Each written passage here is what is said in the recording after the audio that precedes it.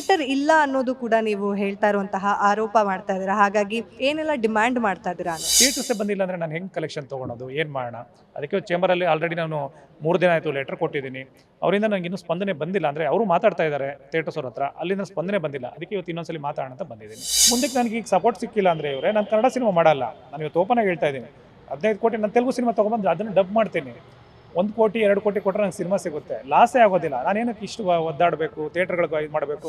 ನಂದು ಮತ್ತು Sanju ಬಿಡಿಸ್ಕಿತ್ತ cinema release ಆಗ್ತಾ ಇದೆ. ಒಂದು ಊರಲ್ಲಿ 2 ಥಿಯೇಟ್ರ್ ಇದ್ದರೆ ನಮ್ಮ ಇಬ್ಬರಿಗೂ 2 ಥಿಯೇಟ್ರ್ ಕೊಡ್ತಿಲ್ಲ. ಒಂದು ಥಿಯೇಟ್ರ್ ತೆಲುಗು, ಇನ್ನೊಂದು ಥಿಯೇಟ್ರ್ ನಮ್ಮಿಬ್ಬರು ಡಿವೈಡ್ ಮಾಡ್ತಿದ್ದಾರೆ. ನೀವು 2 ಶೋ ತೊಗೊಳ್ಳಿ, ನೀವು 2 ಶೋ ತೊಗೊಳ್ಳಿ. ಅಲ್ಲಯ್ಯ, ನಾವು ಎಲ್ಲಿದ್ದೀವಿ? ನಾವು ಕರ್ನಾಟಕದಲ್ಲಿದ್ದೀವಿ, ಕನ್ನಡ ಸಿನಿಮಾ ಮಾಡಿದ್ದೀವಿ. ನಾವು ಭಿಕ್ಷೆ ಬಿಡ್ಕೊಂಡು 2 ಶೋ ತೊಗೊಬೇಕು. ತೆಲುಗು ರಾಜಾರೋಷವಾಗಿ ಅಡ್ವಾನ್ಸ್ ಕೊಟ್ಟು ಹಾಕ್ಕೊತಾ ಇದ್ದಾರೆ.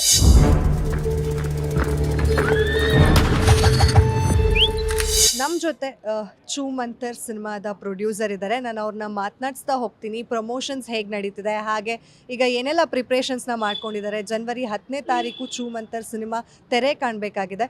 ಸೊ ಇವತ್ತು ಫಿಲಿಮ್ ಚೇಂಬರ್ ಮುಂದೆ ಇದ್ದೀವಿ. ಸಾಕಷ್ಟು ಥಿಯೇಟರ್ಗಳ ಕೊರತೆ ಇದೆ ಅನ್ನೋದು ಕೂಡ ಇಲ್ಲಿ ಗೊತ್ತಾಗ್ತಾ ಇರುವಂಥ ವಿಷಯ. ಬನ್ನಿ ನಾನು ಅವ್ರ ಹತ್ರನೇ ಮಾತನಾಡಿಸ್ತಾ ಹೋಗ್ತೀನಿ.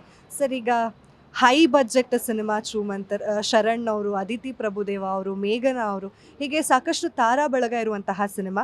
ಈಗ ಥಿಯೇಟರ್ ಇಲ್ಲ ಅನ್ನೋದು ಕೂಡ ನೀವು ಹೇಳ್ತಾ ಇರುವಂತಹ ಆರೋಪ ಮಾಡ್ತಾ ಇದ್ದೀರಾ. ಹಾಗಾಗಿ ಏನೆಲ್ಲ ಪ್ರಿಪ್ರೇಷನ್ಸ್ನ ಮಾಡ್ಕೋತಾ ಇದ್ದೀರಾ, ಹಾಗೆ ಏನೆಲ್ಲ ಡಿಮ್ಯಾಂಡ್ ಮಾಡ್ತಾ ಇದ್ದೀರಾ ಅನ್ನೋದು? ಸರ್, ಡಿಮ್ಯಾಂಡ್ ಇಲ್ಲ, ನಮ್ಮ ಹಕ್ಕು ಅಷ್ಟೇ.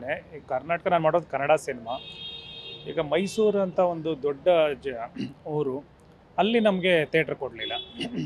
ಅಲ್ಲಿ ಏನು ಮಾಡಿದ್ದಾರೆ, ತೆಲುಗು ಸಿನಿಮಾ ಕೊಟ್ಟಿದ್ದಾರೆ. ವುಡ್ಲ್ಯಾಂಡ್ಸಲ್ಲಿ ನಾವು ಅನೌನ್ಸು ಮಾಡಿದ್ದೀವಿ. ಅಲ್ಲಿ ತೆಲುಗು ಸಿನಿಮಾ ಕೊಟ್ಟಿದ್ದಾರೆ. ಕೇಳಿದರೆ ಕನ್ನಡ ವರ್ಷನ್ ಹಾಕ್ಕೊತಾ ಇದ್ದೀವಿ ಅಂತ ಹೇಳ್ತಾ ಇದ್ದಾರೆ. ಮತ್ತು ಮದ್ದೂರಲ್ಲಿ ಬಂದರೆ ಥಿಯೇಟ್ರ್ ಇಲ್ಲ. ಮತ್ತು ಧಾರವಾಡದಲ್ಲಿ ಇರೋದೇ ಒಂದು ಥಿಯೇಟ್ರು, ಒಂದು ಥಿಯೇಟ್ರನ್ನ ತೆಲುಗು ಕೊಟ್ಟಿದ್ದಾರೆ. ಕೋಲಾರಲ್ಲಿ 3 ಥಿಯೇಟ್ರ್ ಇದೆ, 3 ಥಿಯೇಟ್ರನ್ನ ಸಹ ತೆಲುಗುಗೆ ಕೊಟ್ಟಿದ್ದಾರೆ. ಈ ಥರ ಸುಮಾರು ಸೆಂಟ್ರ್ಗಳಲ್ಲಿ, ಬೆಂಗಳೂರಲ್ಲಿ ಸಾಕಷ್ಟು ಕಡೆ ಆಲ್ರೆಡಿ ಆನ್ಲೈನ್ ಓಪನ್ ಮಾಡಿದ್ದಾರೆ. ತೆಲುಗುಗೆ 5 ಶೋಸ್ ಕೊಟ್ಟಿದ್ದಾರೆ, ತೆಲುಗು ಕೊಟ್ಟಿದ್ದಾರೆ. ಕೆಲವು ಸೆಂಟ್ರಲ್ಲಿ 5 ಶೋಸಲ್ಲಿ 2 ಶೋಸ್ ಮಾತ್ರ ನನಗೆ ಕೊಟ್ಟಿದ್ದಾರೆ, 3 ಶೋಸ್ ಅವರು ಕೊಟ್ಟಿದ್ದಾರೆ, ಮೇನ್ ಶೋಸು. ಸೊ ಇದಾಗಿ ನಾವು ಏನಕ್ಕೆ ಕನ್ನಡ ಸಿನಿಮಾ ಮಾಡಬೇಕು? ಸುಮಾರು 15 ಕೋಟಿ ರೂಪಾಯಿ ಸಿನಿಮಾಗೆ ಬಜೆಟ್ ಖರ್ಚು ಮಾಡಿದ್ದೀನಿ. ಮತ್ತು ದೊಡ್ಡ ತಾರಾಗಣ ಶರಣ್ ಸಾರು, ಚಿಕ್ಕಣ್ಣ ತುಂಬ ದೊಡ್ಡ ಮಟ್ಟದಲ್ಲಿ ಮಾಡಿ. ಸೊ ನಮಗೆ ಥಿಯೇಟರ್ಸೇ ಬಂದಿಲ್ಲ ಅಂದರೆ ನಾನು ಹೆಂಗೆ ಕಲೆಕ್ಷನ್ ತೊಗೊಳೋದು, ಏನು ಮಾಡೋಣ? ಅದಕ್ಕೆ ಚೇಂಬರಲ್ಲಿ ಆಲ್ರೆಡಿ ನಾನು 3 ದಿನ ಆಯಿತು ಲೆಟರ್ ಕೊಟ್ಟಿದ್ದೀನಿ. ಅವರಿಂದ ನನಗೆ ಇನ್ನೂ ಸ್ಪಂದನೆ ಬಂದಿಲ್ಲ. ಅಂದರೆ ಅವರು ಮಾತಾಡ್ತಾ ಇದ್ದಾರೆ ಥಿಯೇಟರ್ಸ್ ಅವ್ರ ಹತ್ರ, ಅಲ್ಲಿಂದ ಸ್ಪಂದನೆ ಬಂದಿಲ್ಲ. ಅದಕ್ಕೆ ಇವತ್ತು ಇನ್ನೊಂದ್ಸಲಿ ಮಾತಾಡೋಣ ಅಂತ ಬಂದಿದ್ದೀನಿ. ಅಂದರೆ ಈಗ ತೆಲುಗು ಸಿನಿಮಾ, ಈಗ ಪ್ಯಾನ್ ಇಂಡಿಯಾ ಸಿನಿಮಾ ಅನ್ನೋದು ಶುರು ಆಗಿದ್ದಕ್ಕೆ ಈ ರೀತಿಯಾದಂತಹ ತೊಂದರೆಗಳನ್ನು ಕನ್ನಡದವರು ಎದುರಿಸ್ಬೇಕಾಗಿ ಬಂತ ಅನ್ನೋದು? ಇಲ್ಲ, ಪ್ಯಾನ್ ಇಂಡಿಯಿಂದ ಆಗ್ತಿಲ್ಲ. ಯಾಕಂದರೆ ಇಲ್ಲಿ ಕರ್ನಾಟಕ ಫುಲ್ಲು ನಮಗೊಂದು 300-400 ಸೆಂಟರ್ಸ್ ಇದೆ. ಅದರಲ್ಲಿ 200-250 ಸೆಂಟರ್ಸ್ ಮೇಲೆ ತೆಲುಗು ಆಗ್ತಾಯಿದ್ದಾರೆ. ಅಲ್ಲಿ ತೆಲುಗುನೇ ಆಗ್ತಿರೋದು, ಕನ್ನಡ ತುಂಬ ಕಮ್ಮಿ. ಇವತ್ತಿಗೂ ಸಾಕಷ್ಟು ಸೆಂಟರ್ಗಳಲ್ಲಿ ಕನ್ನಡ ಸೆಂಟರ್ಸೇನೆ. ಈಗ ಅರಸೀಕೆರೆ ಅನ್ನೋದು ಪಕ್ಕ ಕನ್ನಡ ಸೆಂಟ್ರು, ಅದರಲ್ಲಿ ತೆಲುಗು ಆಗ್ತಿದ್ದಾರೆ. ಅಂದರೆ ನಮ್ಮ ಇವರೇನೇ ಥಿಯೇಟರ್ಸ್ ಅವ್ರು ನಮಗೆ ಸಪೋರ್ಟ್ ಮಾಡ್ತಾ ಇಲ್ಲ ನನಗೆ. ಸೊ ಇಲ್ಲಿ ಪ್ಯಾನ್ ಇಂಡಿಯಾದ ಖಂಡಿತ ಯಾವುದೇ ತೊಂದರೆ ಆಗ್ತಾ ಇಲ್ಲ. ಥಿಯೇಟರ್ಸ್ ಅವರಿಂದ ಪ್ರಾಬ್ಲಮ್ ಆಗ್ತಿದೆ ನಮಗೆ. ಈಗ ಥಿಯೇಟ್ರ್ ಮಾಲೀಕರ ಹತ್ರ ಏನಾದರೂ ಮಾತಾಡುವಂಥ ಪ್ರಯತ್ನ ಮಾಡಿದ್ದೀರಾ? ಯಾಕಂದರೆ ಬರೀ ತೆಲುಗು ಸಿನಿಮಾಗಳು, ತೆಲುಗು ಶೋಸ್, ಇವನ್ ಮಲ್ಟಿಪ್ಲೆಕ್ಸ್ಗಳಿತ್ತು ಅಂದರೂ ಸಹ ಅಲ್ಲಿ ತೆಲುಗುಗೆ ಜಾಸ್ತಿ ಪ್ರಾಮಿನೆನ್ಸ್ ಇದೆ. ಹಾಗಾಗಿ ಥಿಯೇಟರ್ಸ್ ಅವ್ರ ಹತ್ರ ಏನಾದರೂ ಮಾತಾಡುವಂಥ ಪ್ರಯತ್ನ ಮಾಡಿದ್ರಾ? ಇಲ್ಲ, ನಾವು ಒಂದೊಂದು ಥಿಯೇಟರ್ಸ್ ಅವ್ರ ಹತ್ರ ಮಾತಾಡೋಕ್ಕಾಗಲ್ಲ. ನಮ್ಮ ಡಿಸ್ಟ್ರಿಬ್ಯೂಟರ್ ಮಾತಾಡಿದ್ದಾರೆ. ಅವ್ರು ಕೇಳಿದ್ರೆ ಇಲ್ಲ ಸರ್, ನಾವು ತೆಲುಗು ಹಾಕ್ಕೊತಾ ಇದ್ದೀವಿ. ಡೈರೆಕ್ಟಾಗಿ ಹೇಳ್ತಾರೆ, ನಾವು ತೆಲುಗು ಹಾಕ್ತಾ ಇದ್ದೀವಿ ಸರ್, 4 ಕಾಸು ನಾವು ಸಂಪಾದನೆ ಮಾಡ್ಕೊತೀವಿ. ಅಲ್ಲ, ಇನ್ನು ಕನ್ನಡ ಹಾಕ್ಕೊಂಡ್ರೆ ಎಲ್ಲೂ ಸಂಪಾದನೆ ಮಾಡಿ ಕೇಳಲ್ಲ. ಇಲ್ಲ ಸರ್, ನಾವು ಕನ್ನಡ ತೆಲುಗುನ ಹಾಕ್ಕೊಂಡ್ರೆ ನಮ್ಗೆ ಜಾಸ್ತಿ ಸಂಪಾದನೆ ಬರುತ್ತೆ, ಬಾಡಿಗೆ ಜಾಸ್ತಿ ತೊಗೊತೀವಿ ನಾವು, ಈ ಥರ ಉತ್ತರ ಕೊಡ್ತಾ ಇದ್ದಾರೆ. ಸರ್, ಈಗ ನಿಮ್ಮ ಮುಂದಿನ ನಡೆ ಏನು? ಇಫ್ ಏನಾದರೂ ಥಿಯೇಟರ್ಗಳು ಸಿಕ್ಕಿಲ್ಲ ಅನ್ನೋದಾದರೆ ಏನು ಮಾಡಬೇಕಂತ ಇದ್ದೀರಾ? ಈಗ ಚೇಂಬರಲ್ಲಿ ಬಂದಿದ್ದೀವಿ, ಅಧ್ಯಕ್ಷರ ಹತ್ರ ಮಾತಾಡಿದ್ದೀವಿ. ನೋಡಿ, ಇಲ್ಲಿ ನಮ್ಮ ಇನ್ನೊಬ್ಬ ಪ್ರೊಡ್ಯೂಸರ್ ಇವರು ತಂದೆಯವರೇ ಚಿಂಗಾರಿ ಮಹಾದೇವ್ ಅವರು ಖಜಾಂಜಿ ಆಗಿದ್ದಾರೆ. ಅವ್ರ ಹತ್ರನೂ ಮಾತಾಡಿದ್ದೀವಿ. ನಿನ್ನೆ ಪ್ರೆಸ್ ಮೀಟ್ಗೂ ಬಂದಿದ್ದರು. ಬನ್ನಿ, ನಾವು ಎಲ್ಲ ಥಿಯೇಟರ್ ಹತ್ರ ಮಾತಾಡ್ತಾ ಇದ್ದೀವಿ, ನೀವು ಇದು ಮಾಡಿ ಅಂದಿದ್ದೀವಿ. ನಾನು ಒಂದೇ ಕೇಳೋದು, ಕನ್ನಡ ಸಂಘಟನೆಗಳು, ಬೇರೆ ಕನ್ನಡದ ಜನಗಳು ಏನಿದ್ದಾರೆ, ದಯವಿಟ್ಟು ಬಂದು ನಂಗೆ ಸಪೋರ್ಟ್ ಮಾಡಿ. ಇದಕ್ಕೆ ನನ್ನ ಒಬ್ಬನ ಹೋರಾಟ ಅಲ್ಲ ಇದು. ಇನ್ನು ಮುಂದಕ್ಕೆ ಕನ್ನಡ ಉಳಿಬೇಕು, ಕನ್ನಡ ಸಿನಿಮಾ ಮಾಡಬೇಕು ಅಂದರೆ ಮಾಡಬೇಕು. ಮುಂದಕ್ಕೆ ನನಗೆ ಈಗ ಸಪೋರ್ಟ್ ಸಿಕ್ಕಿಲ್ಲ ಅಂದರೆ ಇವರೇ ನಾನು ಕನ್ನಡ ಸಿನಿಮಾ ಮಾಡಲ್ಲ. ನಾನು ಇವತ್ತು ಓಪನಾಗಿ ಹೇಳ್ತಾ ಇದ್ದೀನಿ. 15 ಕೋಟಿ ನಾನು ತೆಲುಗು ಸಿನಿಮಾ ತೊಗೊಂಬಂದು ಅದನ್ನು ಡಬ್ ಮಾಡ್ತೀನಿ. 1 ಕೋಟಿ 2 ಕೋಟಿ ಕೊಟ್ಟರೆ ನಂಗೆ ಸಿನಿಮಾ ಸಿಗುತ್ತೆ, ಲಾಸೇ ಆಗೋದಿಲ್ಲ. ನಾನೇನಕ್ಕೆ ಇಷ್ಟು ಒದ್ದಾಡಬೇಕು, ಥಿಯೇಟ್ರ್ಗಳಿಗೆ ಇದು ಮಾಡಬೇಕು? ರಾಜನ್ ಥರ ಕೂತಿರೋ ಹತ್ರ ಫೋನ್ ಮಾಡಿ ಸಿನಿಮಾ ತೊಗೊಂಡೋಗ್ತಾರೆ. ನಾನು ಬೇರೆ ಭಾಷಾ ಸಿನಿಮಾ ತೊಗೊಂಬಂದು ರಿಲೀಸ್ ಮಾಡ್ತೀನಿ, ಆರಾಮಾಗಿರ್ತೀನಿ. ಇವರು ನನ್ನ ಜೀವನ ನೋಡಬೇಕಾಗುತ್ತಲ್ವಾ? ಇಷ್ಟು ದಿನ ನಿಮ್ಮ ಥಿಯೇಟ್ರಲ್ಲಿ ಹೇಳ್ತಾ ಇದ್ರಿ, ನಿಮ್ಮ ಮೀಡಿಯಲ್ಲಿ ಎಲ್ಲ ಕಡೆ ಹೇಳ್ಕೊಂಬರ್ತಾ ಇದ್ರು, ಥಿಯೇಟ್ರಿಗೆ ಜನ ಬರ್ತಲ್ಲ, ಥಿಯೇಟ್ರಿಗೆ ನಮ್ಮ ಪಿಕ್ಚರ್ ಸಿಗ್ತಲ್ಲ ಅಂತ. ಥಿಯೇಟ್ರ್ ಅವ್ರು ಹೇಳಿರೋದು ನಿಮ್ಮ ಮೀಡಿಯಲ್ಲೂ ಎಲ್ಲ ಕಡೆ media, print media, press media ಎಲ್ಲದರಲ್ಲೂ ಬಂದಿದೆ. ಇವಾಗ ಪಿಕ್ಚರ್ ಬಂದಾಗ, ನಮ್ಮ ಕನ್ನಡ ಪಿಕ್ಚರ್ ಅಂತ ಬಂದಾಗ ಥಿಯೇಟ್ರ್ ಕೊಡದೇ ಇರೋದು ಯಾ ನ್ಯಾಯ? ಆಮೇಲೆ ನಿಮ್ಮದು ಬಿಸ್ನೆಸ್ ಆಗಲ್ಲ ಅಂದರೆ, ಇಷ್ಟು ದಿನ ತೆಲುಗು ಫಿಲಮಲ್ಲೇ ಬಿಸ್ನೆಸ್ ಮಾಡಿದ್ರೆ ಕನ್ನಡದಲ್ಲಿ ಯಾರು ಏನು ದುಡ್ದೇ ಇಲ್ವಾ? ದುಡಿದೇ ಕರ್ನಾಟಕದಲ್ಲಿ ಥಿಯೇಟ್ರುಗಳು ಇಟ್ಕೊಂಡಿದ್ದಾರೆ. ಆಮೇಲೆ ಪ್ರತಿಯೊಂದು ಮೊನ್ನೆಯಿಂದನೂ ಮಾಡ್ತಾ ಇರ್ಬೇಕಾದ್ರೆ ಕೆಲವು ಥಿಯೇಟ್ರವರು ಚೇಂಬರ್ದಾಗಿರ್ಬೋದು ಮತ್ತು ಬೇರೆ ಡಿಸ್ಟ್ರಿಬ್ಯೂಟರ್ದಾಗಿರ್ಬೋದು ಫೋನ್ ಅವಾಯ್ಡ್ ಮಾಡ್ತಾ ಇದ್ದಾರೆ. ಫೋನ್ ರಿಂಗ್ ಆದರೂ ಫೋನ್ ಎತ್ತಲ್ಲ, ನಾವು ಅಲ್ಲಿದ್ದೀವಿ ಇಲ್ಲಿದ್ದೀವಿ ಅಂತ ಇದ್ದಾರೆ.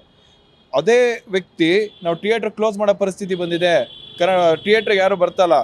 ನೀವು ಕನ್ನಡ ಪಿಕ್ಚರ್ನ ಪ್ರೋತ್ಸಾಹ ಮಾಡಿದ್ರೆ ಥಿಯೇಟ್ರಿಗೆ ಜನ ಹೆಂಗೆ ಬರ್ತಾರೆ?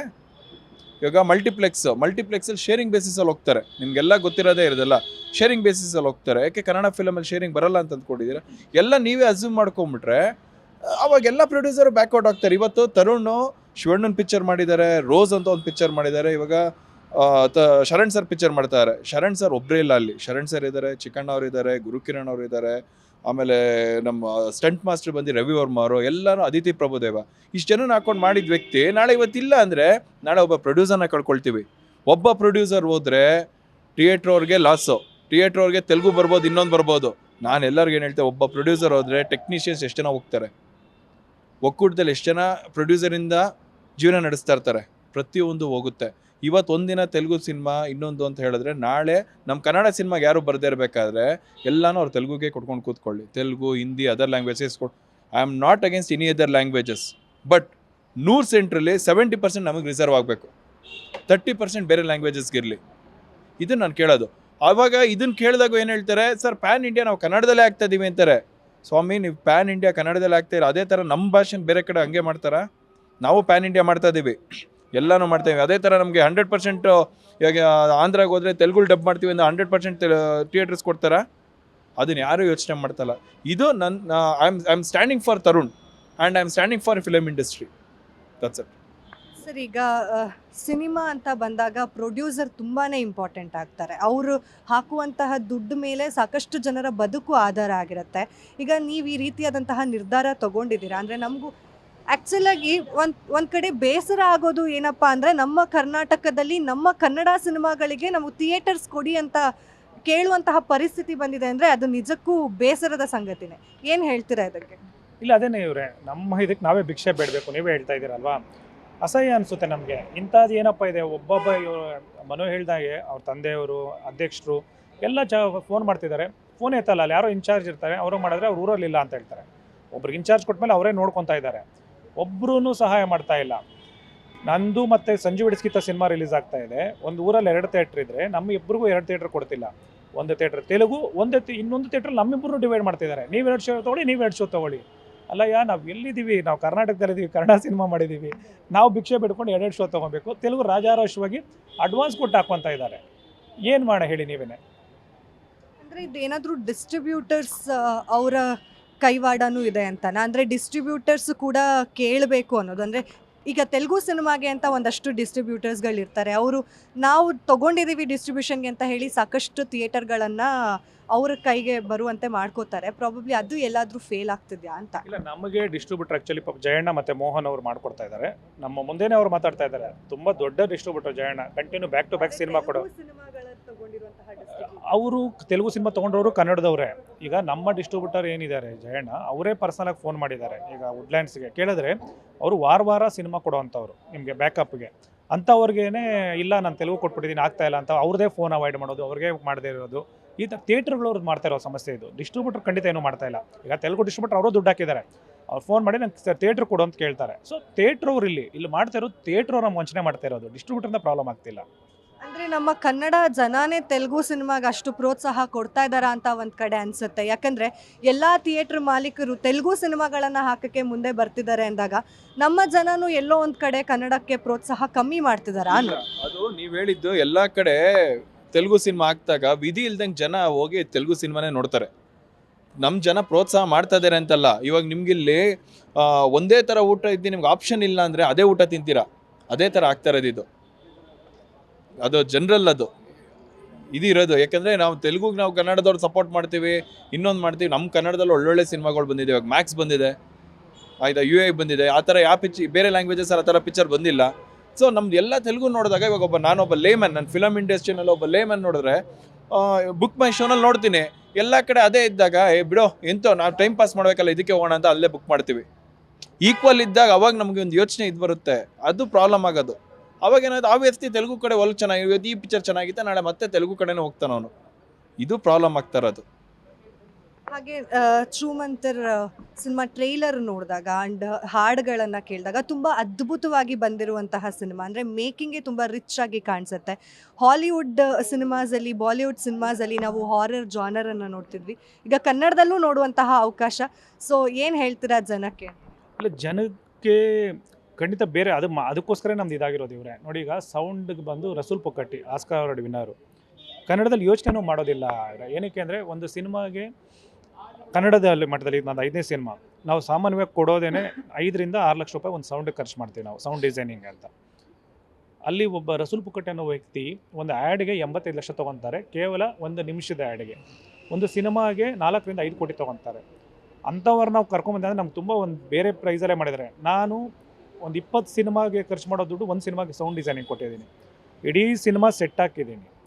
ಮತ್ತು ಒಂದು ಹಾರರ್ ಸಿನಿಮಾ ಅಂದರೆ ಒಂದು ಮನೆಗೆ ಹೋಗ್ತಾರೆ, ಮುಗಿಸ್ಕೊಂಬರ್ತಾರೆ. ನಾನು ಅದು ಮಾಡಲಿಲ್ಲ. ಮನೆಗೋಸ್ಕರ ಶ್ರೀಲಂಕಾ ಹೋಗಿದ್ದೀನಿ, ಲಂಡನಲ್ಲಿ ಶೂಟ್ ಮಾಡಿದ್ದೀನಿ, ಉತ್ತರಾಖಂಡ್ ಮಾಡಿದ್ದೀನಿ, ಬೆಂಗಳೂರಲ್ಲಿ ಎಂಟೈರ್ ಮನೆ ಸೆಟ್ ಹಾಕಿದ್ದೀನಿ.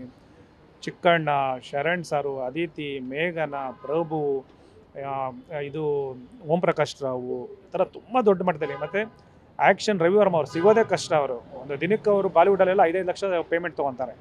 ಅಂಥವ್ರು ನಮ್ಮ ಕನ್ನಡ ಸಿನಿಮಾಗೆ ಎಂಟೈರ್ ಸಿನಿಮಾ ಅವರೇ ಮಾಡಿದ್ದಾರೆ. ನನಗೆ ಬರೀ CGಗೆ ನಾನು ಆಲ್ಮೋಸ್ಟ್ ಒಂದು 2 ಕೋಟಿ ರೂಪಾಯಿ ಖರ್ಚು ಮಾಡಿದ್ದೀನಿ. ಇವರೇ ಇಷ್ಟೆಲ್ಲ ಅನುಭವಿಸ್ಕೊಂಡು ಸಿನಿಮಾ ಮಾಡಿ ಅಂದರೆ ನಮ್ಗೆ ಇನ್ನೇನು ಮಾಡಬೇಕು? ಥಿಯೇಟ್ರವ್ರಿಗೆ ಇನ್ನೆಂಥ ಸಿನಿಮಾ ಕೊಡ್ಬೇಕು? ನಾನು ಯಾವುದೋ ನಾರ್ಮಲ್ ಮೊಬೈಲಲ್ಲಿ ಶೂಟ್ ಮಾಡಿಕೊಂಡು ನಂಗೆ ಥಿಯೇಟ್ರ್ ಕೊಡಿ ಅಂತ ನಾನೇನು ಧರಣಿ ಮಾಡ್ತಾಯಿಲ್ಲ. ಇಷ್ಟು ಮಾಡಿದಾಗ ನಮ್ಮ ಥಿಯೇಟ್ರವ್ರು ಸಪೋರ್ಟ್ ಮಾಡಬೇಕಲ್ಲ. ಇವತ್ತಾದರೂ ಎಚ್ಚೆತ್ಕೊಂಡು ಜನಗಳು ಬೇರೆ ಇವರು ಬಂದು ನಿಂತ್ಕೊಂಡು ಥಿಯೇಟ್ರ್ಗಳ ಮುಂದೆ ಅವರು ಮಾತಾಡಬೇಕು, ನಮ್ಮ ಕನ್ನಡ ಸಿನಿಮಾ ಹಾಕಿ ಅಂತ. ಅಷ್ಟೇ ನಾನು ಕೇಳ್ಕೊಳ್ಳೋದು. ನೋಡಿದ್ರಲ್ಲ, ಚೂಮಂತರ್ ಸಿನಿಮಾ ಇನ್ನೇನು ಜನವರಿ 10ಕ್ಕೆ ತೆರೆ ಕಾಣೋದಕ್ಕೆ ಎಲ್ಲ ರೀತಿಯಾದಂತಹ ಸಿದ್ಧತೆಗಳನ್ನು ಮಾಡ್ಕೊಳ್ತಿದೆ. ಆದರೆ ಥಿಯೇಟರ್ ಮಾಲೀಕರು ತೆಲುಗು ಸಿನಿಮಾ ಹಾಕೋದಕ್ಕೆ ಬಳಸ್ಕೊತಾ ಇದ್ದಾರೆ. ನಮ್ಮ ಕನ್ನಡ ಸಿನಿಮಾಗೆ ಇಲ್ಲಿ ಪ್ರೋತ್ಸಾಹ ಕಮ್ಮಿ ಅನ್ನೋದು ಕೂಡ ನಾವು ನೋಡ್ಬೋದಾದಂತಹ ಅಂಶ ಆಗಿದೆ. ಹಾಗೆ ನಮ್ಮ ಕನ್ನಡಿಗರಾಗಿ ನಾವು ಕನ್ನಡಿಗರಾಗಿ ಕನ್ನಡ ಸಿನಿಮಾಗೆ ಪ್ರೋತ್ಸಾಹ ಕೊಡಬೇಕಾಗತ್ತೆ. ಹಾಗೆ ಕನ್ನಡ ಸಿನಿಮಾನ ಹಾಕಿ ಅಂತ ಹೇಳಿ ನಾವು ಚಿತ್ರತಂಡದ ಜೊತೆಗೆ ನಿಲ್ಲಬೇಕಾಗತ್ತೆ. ಇದೇ ಹೊತ್ತಿನ ಸ್ಪೆಷಲ್ ಸ್ಟೋರಿ. ನೋಡ್ತಾ ಇರಿ guarantee news. Camera person Pavan Kumar ಜೊತೆ ಚಂದನ. ಗ್ಯಾರಂಟಿ ನ್ಯೂಸ್, ಸುದ್ದಿ ಖಚಿತ, ನ್ಯಾಯ ನಿಶ್ಚಿತ.